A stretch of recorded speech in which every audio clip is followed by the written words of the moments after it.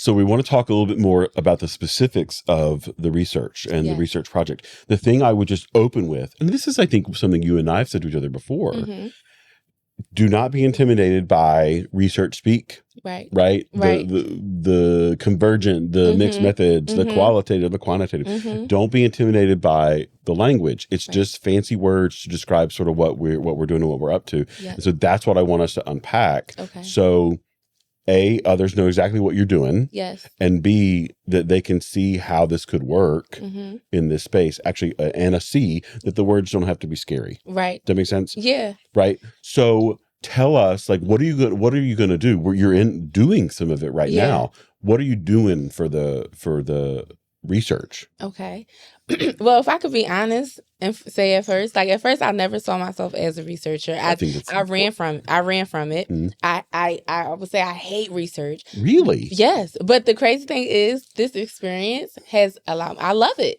I was going to say, I love it. Like, I love it. And I've never thought that I would fix my lips to say I love research, but I love research. So what I'm doing is I'm doing the mixed methods. That's when you combine the qualitative data and the quantitative data. And I'm doing it at the same time. So it's called a mixed methods convergent design. Yeah, it's a research design. Now, qualitative, quantitative. How many syllables is that? Qualitative. Did you do that when you were little? Is that over 4? That's what they're both 4 syllables. So what is the quantitative? What's the qualitative? All right, so the quantitative is when you're getting the numbers. It's the numerical part. Yep. Right. So sending out the surveys, people are responding, checking this, checking that. You're counting up things, right? Saying this percent of this and this percent of that. Yep. Right. Yep. Whereas the qualitative component, that's when I get to dig more deeper, get to understand the why behind the quantitative questions. I get to understand the lived experiences, identify any common themes or topics. And then the convergent, that's you're bringing them together. Yep. And the good thing about the design is I'm able to do it at the same time. That's right. Yep. So there are some designs where you have to wait until you get one for the other. But this one, I can do them both at the same time, which has been really fun because it's impacted how you how things have unfolded. Yes, for sure. But you want to know what's interesting? When I told someone I was doing mixed methods, it was literally someone who graduated last year. I'm not sure if he was, I don't even remember his name, but he definitely was like, if you're going to do mixed methods, then I think you should do this one. And he recommended me to do the convergent one. And so, oh my gosh, y'all, I'm sorry. We could keep this in. No, you're good. Telemarketers. Selling our numbers. And so he actually encouraged me to do this design, and I looked more into it, and it was right on time. With what you were looking for. Yep, absolutely. Yeah. Because I didn't want to be stuck in one phase and couldn't get to the next one. So I love the idea of doing both. Yeah. So you've got a survey. Yes. And then you've got interviews that you're doing. The survey. Yes. How'd you put that together? Where is it? How'd you do that? So I put it together on Qualtrics. I always have a hard time saying it. It's a weird word. But you put it together on Qualtrics, and it's like a survey monkey. Yeah, right. Yes, absolutely. And so I had to really sit down and figure out what information that I want to gather. And to be completely honest, I was nosy because I had too many questions until I actually Yep. And I had to ask like Matthew, like, okay, like I need some help here. And so we definitely took a decent amount of questions off, which I'm happy we did. And then whatever questions we didn't use, we were able to utilize them to dig more deeper for the qualitative part. Yep. And so I was able to administer the survey. I utilized what I already knew, media, social media. You use that to help get it out. To help get the survey out, to help promote it. And the fun part about it was I put a post up and I asked people randomly because the page was open. Right. And I said, if a survey was, if I was to put out a survey, like who would be open to complete if you're like a creative or whatever. And people said yes. And so I did that probably like a month before we actually put the survey out, and we had a really good response. We had really good feedback, and I was nervous, but I think we did good when it comes to the responses. Everything aligns with the IRB. 50. Yeah, 50 total? yeah, but we may have more. Last time I checked, we had 10 more responses from the last time. And just so we know, people understand, like sometimes when people say they want surveys, they want huge, large numbers. Yeah, lots and lots of people. Yeah, but like the way you were thinking about your survey questions were not. You didn't need 1,000 people or 500 people to do it. This was, I mean, the survey folks are also who you helped locate people who could do the interview part too. Absolutely. So we didn't need like a huge number. 50 is a decent number. It gave you a decent spread. Yep. And I was fine. I was fine with it. I was comfortable with it. And I wanted to make sure to align with what we said in the IRB. Okay, so you said it. So let's just briefly talk about. So we're speaking in. Again, what we're going to do, we're going to break this down. Yeah, let's break it down. So IRB is the Institutional Review Board, which sounds fancy, and it is kind of, it's a threshold, it's a bar. So any kind of research that happens has to have some kind of ethics review. Yes. That's when we say IRB or we say ethics, it's the same thing. Yes. Right? And I'll be honest, it can be frustrating because as researchers, we get so excited. We love our topics. Yep. We know what we want to do, and we just want to jump out and do it. Yep. But in the past, people have not conducted research ethically or appropriately, so we have to go through a review process. Yes. Do you want to talk briefly about what that process was like? Yes. Yeah, it's a challenge. Oh my goodness. So the process, it was complex. You have to fill out this form online. Yeah. It's a complex process. It's very, very thorough. You have to absolutely make sure you're answering accurately. There's a bunch of different questions that you have to explain. You have to tell what your research will look like, who it will entail, who and how you will protect them, so on and so forth. And you have to make sure you're able to deliver that, and it has to be approved. And there's certain things that come with it. You can't just say, "Oh, I'm going to protect my participants this way," and you don't produce any documentation to back it up. So there are forms you have to compile and put together. There are wordings you have to do for the whole entire application process, and everything has to align. Yeah. And so your survey, that's where people got to, one of the first things they did was they saw, here's the overview of what you're doing. Yeah. And then they know, here's the risks, here's what you're asking them. And then you get them to sign off saying, yes, this is what I know what I'm doing. Yeah. Right. It's I can see how people, when they do this could be like a bump in the road, right? But we want to be ethical people. We want to have ethical research. We want to say, this has gone through the process. We went through the process. You went through the process. When I did, I got through it. And I'll say this in the most honest way. If I could do it, you could do it. I promise you, if I could do it, you can definitely do it, for sure. So so where we're at right now in the research wise is you've got about 50, probably more. We haven't looked at it in maybe a week. To see, because we've got the survey still open. It's still collecting responses. Yes. But you've had a chance to, I guess I'll set you up with two questions. You've got a chance to look at the survey data, and you've also started to cultivate who's going to do the interviews. Yes. So which is where we're headed next. Yes. But can you just tell us what's it like to look at? So when you do the survey, when you do the Qualtrics, it spits all your data out in a spreadsheet, in this big table. What has it been like for you looking at that table and working with that data? You've already had a chance to look at it and sort it a little bit. Yeah. What's it like? If I'm being completely honest, if I could give it a word, it's like confirmation. Oh, not what I thought you were going to say. It's confirmation. And what I mean when I say that is, the responses that I was able to see, they weren't alarming. It was something that I kind of. Nothing was like. What? Yeah, it wasn't anything like that. But what was kind of shocking was how many people said that they were a creative, but they didn't feel that they were able to utilize their creativity in higher education. And it's just like, dang. So it's not just me, you know? And so when you say that I'm a participant as well, yes, I'm able to like read those responses and still connect with the participants. exactly. So, I'm glad you said that. I don't want to cut you off, but let me quickly Go say, ahead. so we've been speaking like we're researchers just like with, and then here are people over here who we're doing the research on. That's not true. They're like participants, yes, and you are also a participant. They're helping you create and cultivate this data.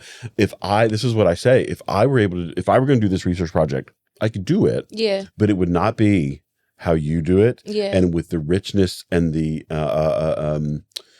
access and understanding that you have. Oh, right? really? Do you know what I mean? Like you've got, so I think that's important for people to hear. Like we have this idea that when people do research, they put on like a white coat, they put on glasses, and they go the protector, right? And they got to do research, and the research happens like out there. But I think that's not the research I like to help support, right? And that's not how I like to support all of you, right? And I think it's not a limitation. It is it's a strength, and it's something we celebrate. Yes. Right? Yes. That you are part of this research, and something would be missing, and I think it would be like an X factor if you were not in it, a part of it, the researcher and a participant. Yeah. Yeah. It does. It makes a lot of sense, and I think from you saying it just furthermore confirms like why I take the steps that I take and I'm intentional about those steps. So I remember when you said to me, make sure that whatever you do, you're able to explain it. And so that just allowed me to be more intentional about everything that I'm doing. So with knowing that it's media and entertainment, when I reach out to the participants, I want to make sure that it's media and entertainment. I want to make sure the verbiage is exciting. I want to make sure the process is fun, because a lot of people when you think about historically, like the experience Black and brown people have had with researchers historically, it wasn't always good. It wasn't always promising. That's why we need the ethics too. Yes, right. And so, I think that I hold myself accountable, and I hold what I'm doing to a regard as to where like I have to be intentional about like everything that I'm doing, because I want to shift the narrative a little bit to make people feel more comfortable with being participants, because your voice matters, your experience matters, people need to hear it. And it's like, how can we make research more fun? I don't think I would have enjoyed the research component if I couldn't have fun with it. And so I just tried to allow me to be myself in this moment and think about myself. Like, if I was going through this process as a participant, what would it feel like? Okay. Because I'll say, you said like the communications you've had and that they're positive. They are. Yeah. But now I get that. I see that. Yeah. Like you're putting yourself in their shoes to see.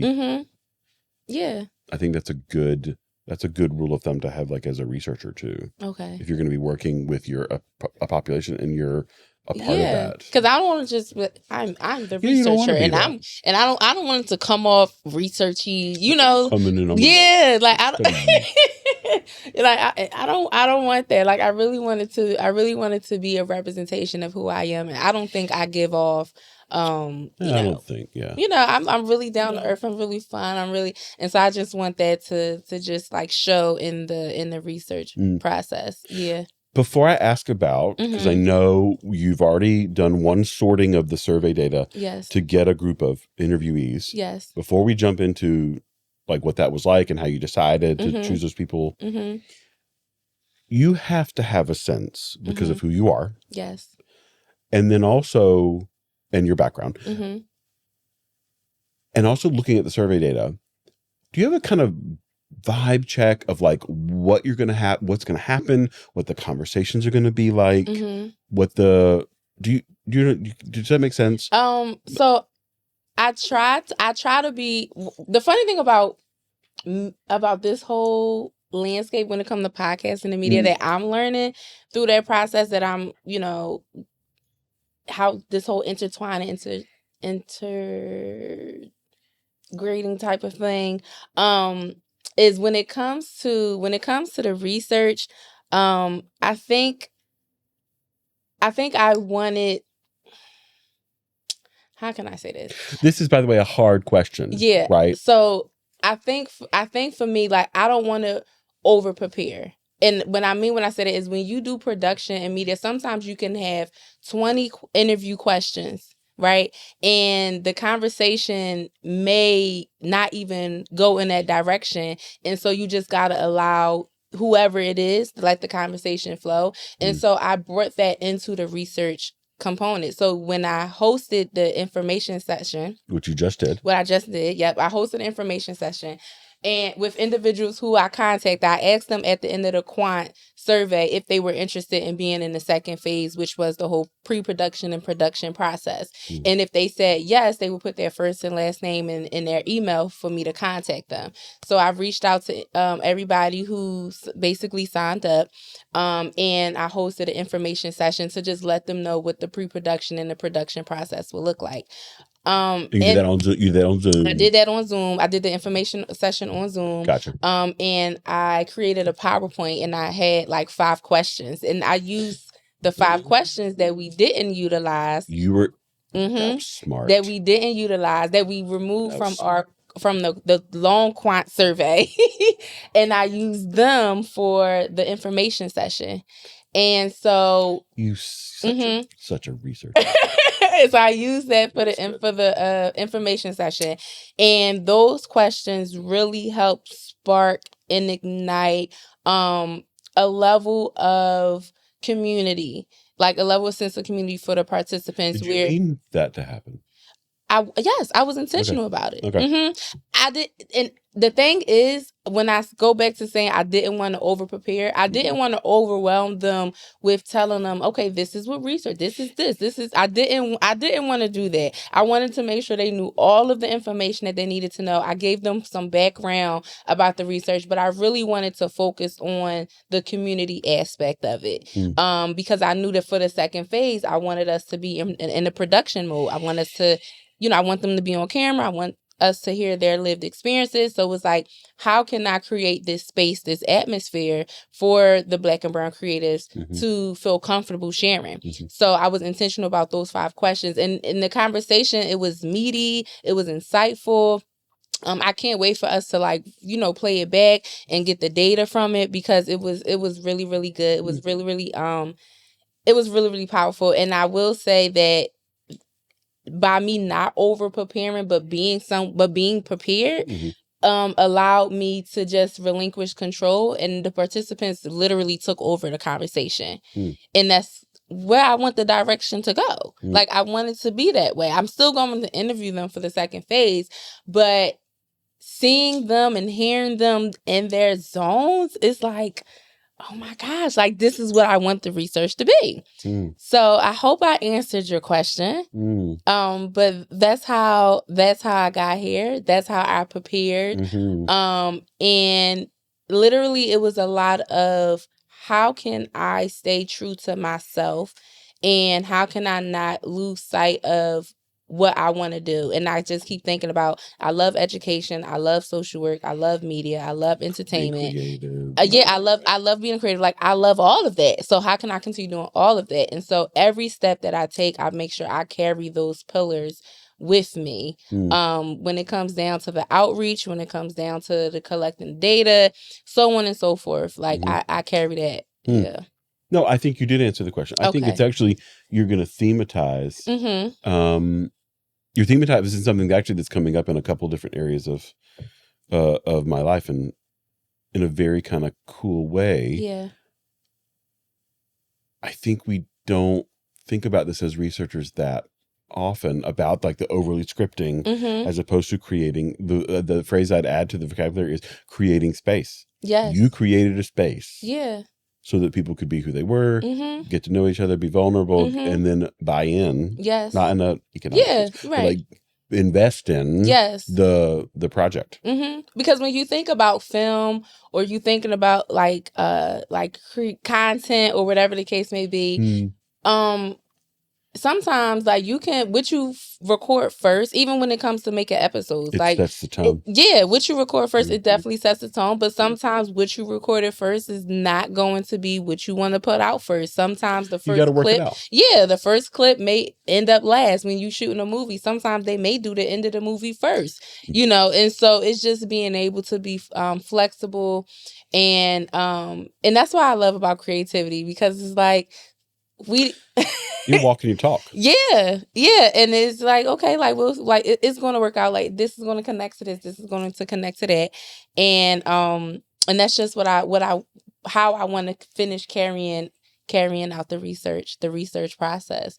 I can't wait. When you wrapped up last night, what were you feeling? Oh, first of all, I was freaking out because I'm like, Matthew, did I save it right? You did text me.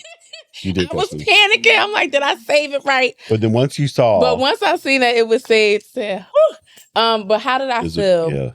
I felt extremely. I felt a sense of a level of gratitude. I felt supported. I felt I felt ambitious. I felt heard. I felt like, and also a level of obedience. Like, I wouldn't be here if I wasn't obedient to my gifts, if I wasn't obedient to what the universe was pushing me to do.